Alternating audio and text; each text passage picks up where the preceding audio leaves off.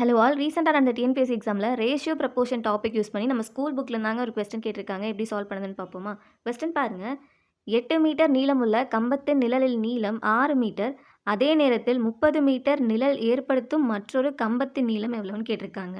அதாவது 8 மீட்டர் நீளம் இருக்கக்கூடிய போல் அது கிரியேட் பண்ணுற ஷேடோ எவ்வளோ அப்படின்னா 6 மீட்டர். அதே மாதிரி 30 மீட்டர் ஷேடோ கிரியேட் பண்ணின அந்த போலுடைய லென்த் என்னது? இதுதான் நம்ம கேட்டிருக்க கொஸ்டின். இந்த இடத்துல இந்த ஹைட் அண்ட் ஷேடோ 2மே நமக்கு ஒரே டைமில் மெஷர் பண்ணியிருக்காங்கன்னு சொல்கிறாங்க.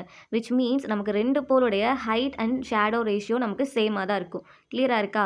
இப்போ ஃபர்ஸ்ட் போலுடைய ஹைட்டை h1 எடுத்துக்கலாம். அது கிரியேட் பண்ண ஷேடோ வந்து s1 எடுத்துக்கலாம்.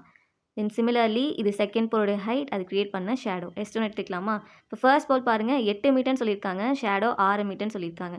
சப்ஸ்டியூட் பண்ணுங்கள். 8 மீட்டர் நீளம் அது கிரியேட் பண்ண ஷேடோவோட லென்த் வந்து 6 மீட்டர். இது கிளியராக இருக்கா? அடுத்தது நமக்கு கேட்டிருக்க கொஸ்டினே மற்றொரு கம்பத்தின் நீளம் தான் கேட்டிருக்காங்க. ஸோ இந்த h2 அப்படியே எடுத்துக்கலாம். அது கிரியேட் பண்ண ஷேடோ எவ்வளோ? 30 மீட்டர். இது கிளியராக இருக்காங்க? நமக்கு தேவை h2 தான். ஸோ இது இங்கேயே வச்சுக்கோங்க. தென் இந்த 30 நமக்கு ஈக்குவல் டு அந்த சைட் போகும்போது நியூமரேட்டரில் போகுமா? So 8 into 30 divided by 6. 6 டேபிளாலே கேன்சல் பண்ணுங்கள். 5 டைம்ஸ் இருக்குமாங்க.